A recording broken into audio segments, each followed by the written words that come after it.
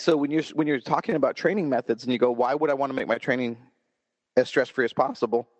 Well, because I want my dog to be as healthy as possible. Sure. Right?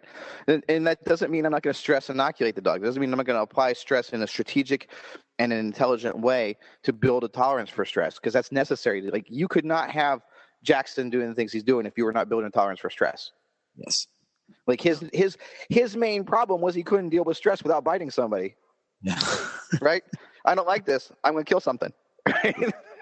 Dude, did I tell you that he was at the workshop I did at Tyler's place? Like, I took him out, and he like got to be the demo dog and stuff. Like, he gets, but I mean, this is like the second or third seminar I've taken him to, but it's just funny because like people that listen to the show that'll know about it, have heard about him or whatever, they'll come running around the room and like they just see a dog. They just see this idiot dog and they're like, oh, that's cool. Look at that cute little dog. And then they'll go, what's his name? And I'll go, it's Jax. And they're like, is that the same as that the dog? I'm like, yeah, that's the dog. And they're like, wow. Of course, nobody believes me. Like, when I'm like, no, like, because they look at him and they see him now and they're like, I mean, and he's still ishy. You still got to spin plates. You know what I mean? Like, he's not, you know what I mean? Like, I couldn't just give him to anybody.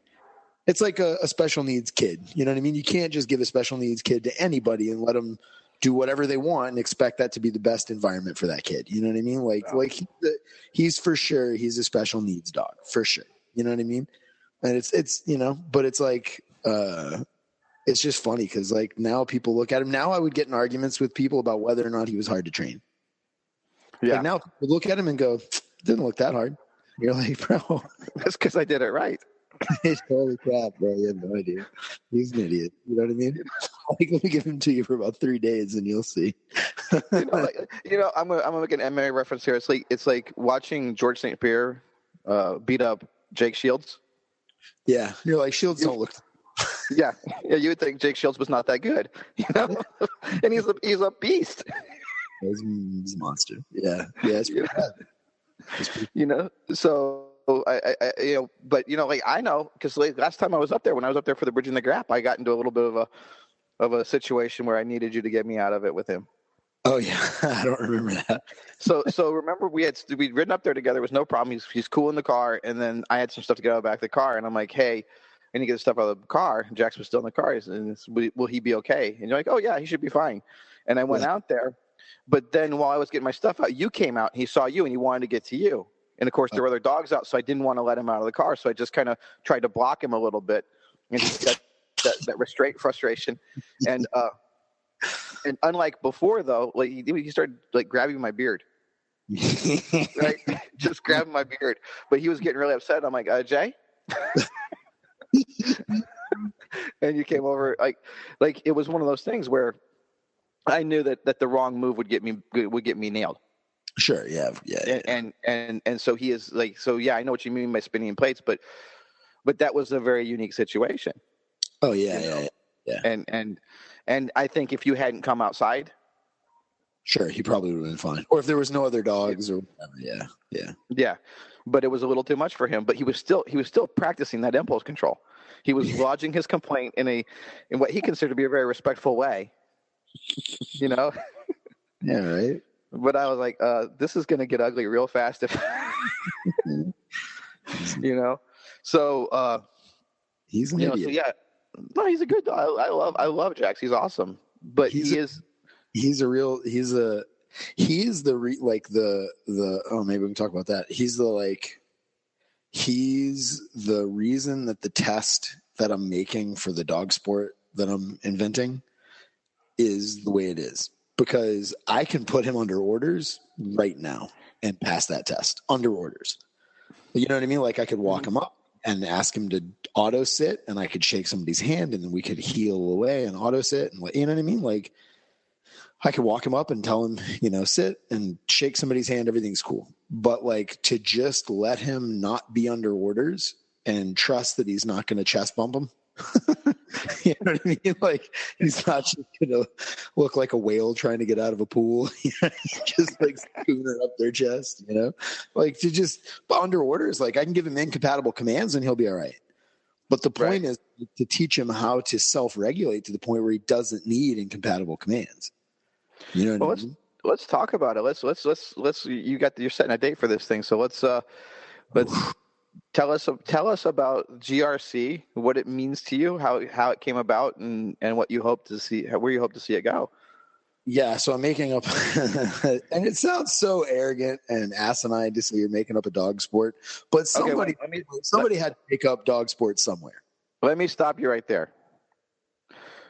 You're not making up a dog sport. What you're doing is you're seeing a hole in other dog sports. Sure. And you're trying to create a patch for that hole. Okay. There you go. Right? You're seeing something that is missing. I mean, that's the way I look at it. And I think it's a great idea, by the way. I think, and by the way, it's not like you made this up on your own. You've got a group of people that are looking at the rules you're putting together and commenting on them, including Ivan. Ivan's been involved in this process. So it's not like you're just some lone maverick out here making this stuff up for everybody. You're consulting with, freaking who better to consult with when you're creating a dog sport than Ivan Balabanov? Yeah. Like who is more qualified? Like I name 5 people who are more qualified. You know what I'm saying? No, I got you. It just sounds weird whenever I start the explanation to somebody. I'm like, I'm making up a dog sport. You just sound like I feel like those guys that are like, I'm making up a martial art. You're like, you're an idiot. You know what I mean? Like, no, but what you're doing is you're not making it up. Like the only thing that is unique to the GRC sport is the social responsibility test. Well, so there's two things. There's two things. It started with this idea of like whenever you talk to people about wanting a place to go with your dog, like to something to do, like training, like to take your training further and to give you motivation, people will, like find a dog sport. Like they'll get into rally obedience, or they'll get into obedience, or they'll get into dock diving, or they'll get into weight pull, or whatever. But it's like there's basically like there's these sports that are all drive. Dock diving, there's no control. Wall climb, treadmill races, weight pull, lure coursing, there's no control. They just go, right? And then there's like a lot of these control sports like obedience or rally or whatever. But then there's these combination sports like, for example, Schutzhund or Mondio ring or French ring or whatever, where they have these moments of like high drive, letting the dog express. And then they have also built-in control in there. So you get to see both the drive and the expression of drive, and then you also get to see some of the control. So whenever I talk about, like, there's these sports I grew up around, weight, like there's the classic pit bull activities, right? Weight pull, wall climb, treadmill sprints, and spring pull, right? But when you look at most of the sports, like if you go to an ADBA event, and you look at those sports, there's no control. Like the dogs are restrained until you let go of the harness and then they pull the weight. The dogs are restrained until you let them go and they hit the wall, or they're restrained until you let them go and then they run on the mill. Or spring pole, it's just hang time. And most of those dogs don't even have an out. They use a brake stick to get them off the spring pole if they haven't fallen off, And so it's like, there's no control. It's just drive. But I loved being around those games. They're not sports really. I mean, they are sports, but I love being around those activities. But now as a trainer, I want to express the control aspect of it. And I want to train the control aspect of it. And so I rather than everybody tells me, oh man, get your dog into IPO, get your dog into Mondio, get your dog into A, B, or C. And my brain keeps going like, why can't I do the things I like to do, but do them in that way? Like, why do I have to join another sport? Like, why do I have to go to IPO? Why can't I hit a spring pole with the control that they show in an IPO competition? Why can't I pull weight with the control that they show in a rally, or you know what I mean, or whatever, like an obedience competition or whatever? Like, why can't I insert control and responsibility into the games I already love? Like, why can't I make that? You know what I mean? Like, why can't we do that? So in my own practice of those games, I insert a bunch of controls and responsibilities, but it's like that doesn't go anywhere. It's just me and my clients that do it like that. So then I'm trying to say, like, I want to give this outlet for these games, these old classic games that I used to play, but play them with control and responsibility parameters, right? So I want to kind of take back the games that I love and I grew up around, but want to play them in a way that is going to increase the balance in the dog, not just the drive, Awesome. So all those old pit bull games used to celebrate and test gameness and relationship. And I want to make sure I insert control and responsibility parameters into it. So gameness, relationship, control, the things that we're going to celebrate and develop and test in the dog, right? And that's awesome.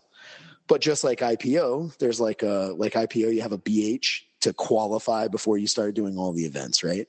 Mm-hmm. So it's like a behavior test. So I'm going to make like a social responsibility test just before, like, so I kind of modeled it after IPO, like shocking because I look up to Ivan, right?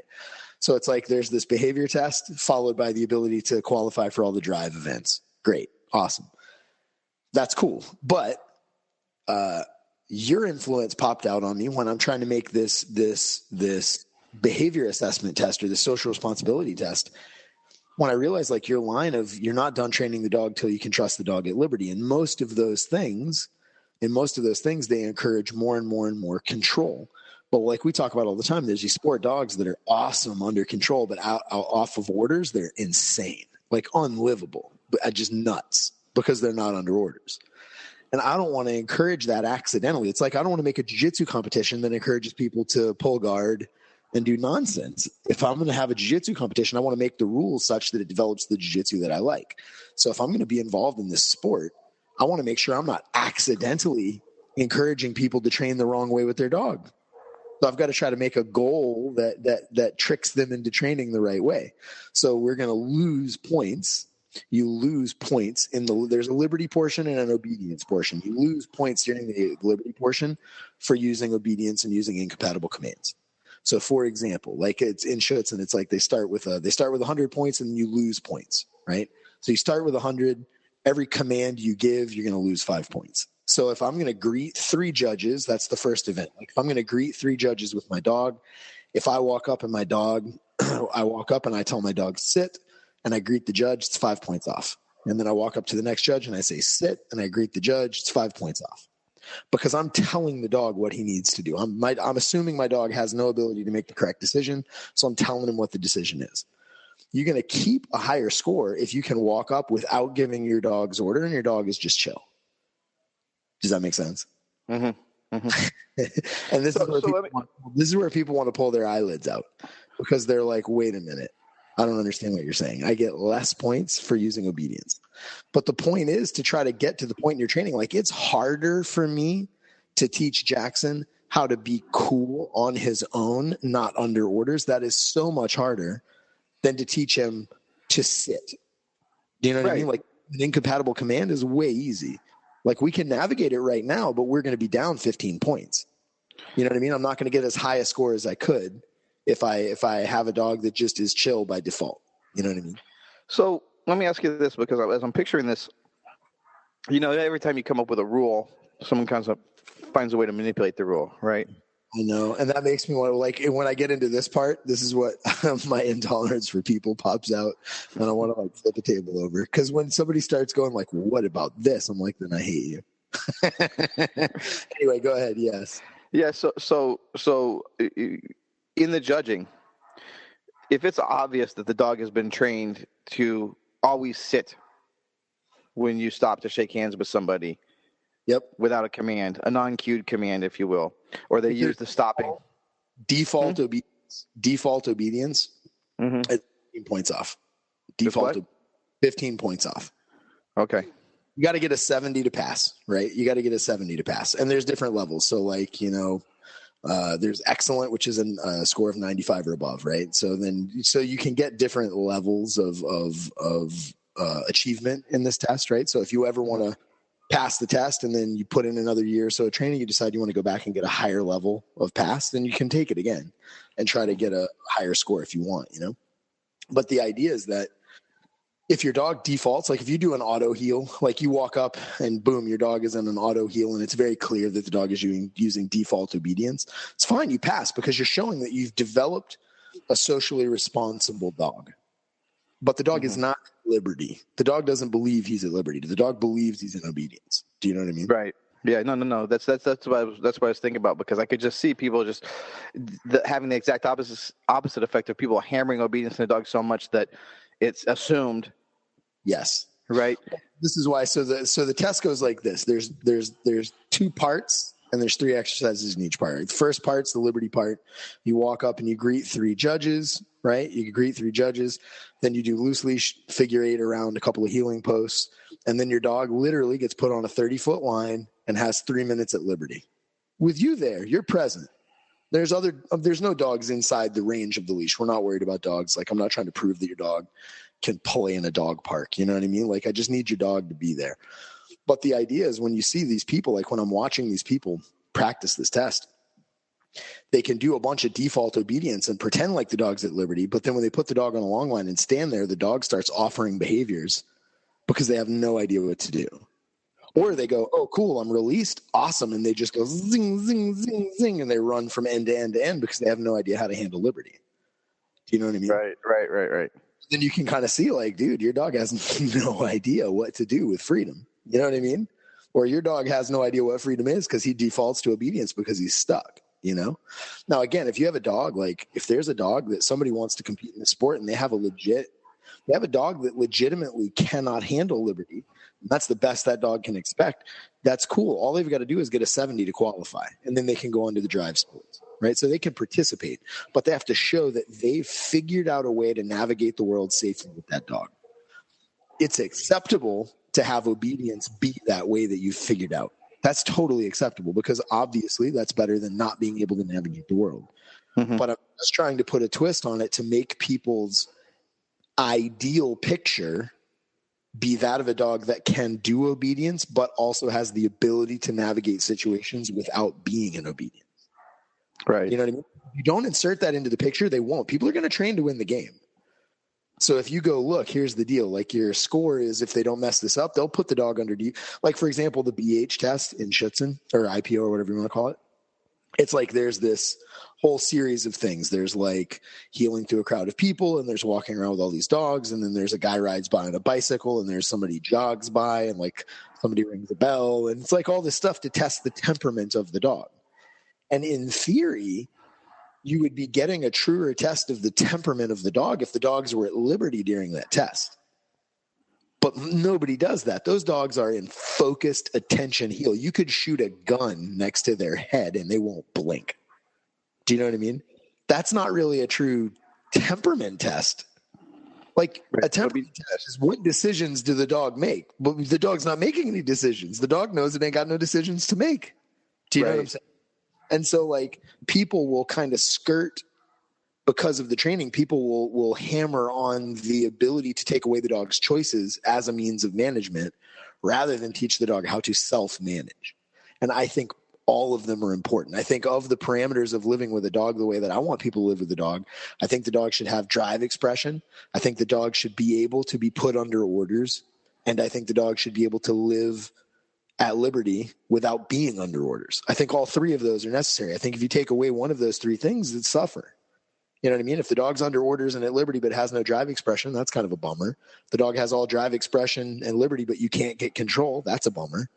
You know what I mean? Like any of those things, it's like I think the complete picture is the dog has drive opportunities, the dog can be controlled with obedience, but you can go, hey, bro, have some freedom, and the dog doesn't melt down because it doesn't know what to do with freedom. You know what I mean? So anyway, the first three things are greet 3 judges, loose leash figure 8, and 3 minutes on a long line showing the dog at liberty. Then you have an obedience phase. It's a middle position, a 3-minute down while you greet another person and a dog, and then a recall. That's it. It's nothing crazy. Like anybody can pass. Like that's not a giant barrier to entry. Right. You know what I mean? If somebody wants to do weight pull with our club, like you don't have to. It's not like you have to be an obedience champion to qualify. You just got to get some basic control on the dog. Mm-hmm. But it's like a watered down CGC type of thing. It's like you've shown that you can walk up and greet people. You can walk your dog politely on a leash. Your dog knows how to handle some liberty. Your dog can be controlled if you ask him to. You know what I mean? Like it's basic stuff. It's nothing crazy. But it's for sure more than anybody's doing right now. Like with weight pull now, you just show up. Your dog can be a monster. You can have zero control. You just water ski your dog up to the cart and go. Like you don't have to have any control. So I think it's going to be a paradigm shifting thing that in order for these people to compete in these drive sports, they have to show some control, even though it's minimal. It's minimal. Like it's not a hard test. It's super minimal. Well, you say that blow their mind, you know. You say that, but I can picture there's some people listening right now going, how the hell am I going to train my dog for that 30-foot long line?